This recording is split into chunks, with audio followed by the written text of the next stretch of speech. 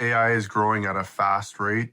It's infiltrating most industries, including the music industry. Do you feel the introduction of AI into hip hop music and the music industry in general is a good thing or a bad thing? So I guess like most things, there's very nuanced, right? So it's not a black and white type question. And in fact, if we just replace AI for a moment in time and just say, okay, what is AI? It's a new piece of technology. And human beings, for as long as we've existed, have always created something, introduced technology, and something has changed. For the better or for the worse, I mean, obviously that's going to be very subjective, but let's just take it in this context. Human beings wanted to make music, let's say 10,000 years ago, but they didn't have a piano. So at some point, technology allowed human beings to create something called the piano, and the piano now has created some of the most incredible music that we've ever heard. The guitar, the same way. No, I get it. It's not lost on me that we have a new form of technology that is almost, in most people's minds, risking what the contribution of the human factor is to the music. But I'm going to take it one step further. Hip hop in and of itself, if we stop there, when the sampler was introduced, the sampler allowed you to literally loop something that was pre-existing. So a lot of people, when that technology came out, said, this isn't music, it's ruining music, it's destroying music. And then hip hop found a way. And the reason why hip hop found a way is because human beings find a way. Like, human beings are creative. And it's those creative people that take a piece of technology, understand it, manipulate it, and then create something with it that we never knew it was possible. So for me personally, on that question, I'm going to say AI technology is a great thing, provided that the creators who are handling it are using it to advance creativity.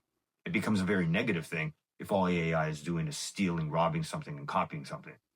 That's how the sampler could have been. If James Brown made a 4-bar loop and all I did was copy it and then put it out like it's my own, well, that piece of technology isn't very good. But if you look at a guy like DJ Premier or RZA or Pete Rock or any of the great producers, they take a James Brown loop, they chop it up, they add it up with a bunch of other loops, they chop those things up, they create a whole new composition that was never existing before.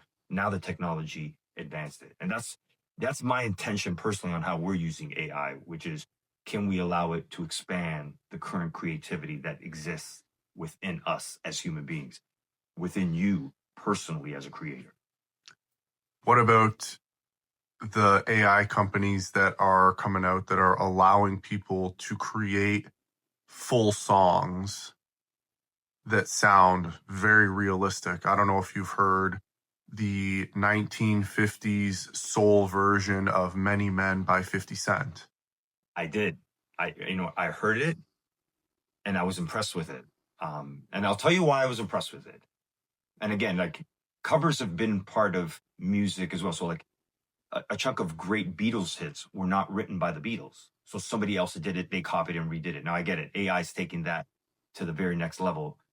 But there still was a human being in the process of saying, hey, I love 50 Cent, Many Men. I'm going to put it into this AI thing.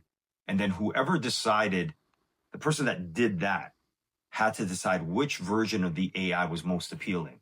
So there's still a curator in the process. Is it ideal? Of course not. But I will say it gives that song a chance to be heard by a whole new audience that may have forgotten about it. Like in 5, 10, 15 years, that song may not be as relevant unless like you're a super 50 Cent fan and you're like up on his stuff and you play it all the time. But let's fast forward. I have children that, let's say in 10 or 15 years, turn around and never heard who 50 Cent is, and may never heard of one of their music. And if a piece of AI allows a whole new audience to maybe be like, hey, where did this song come from?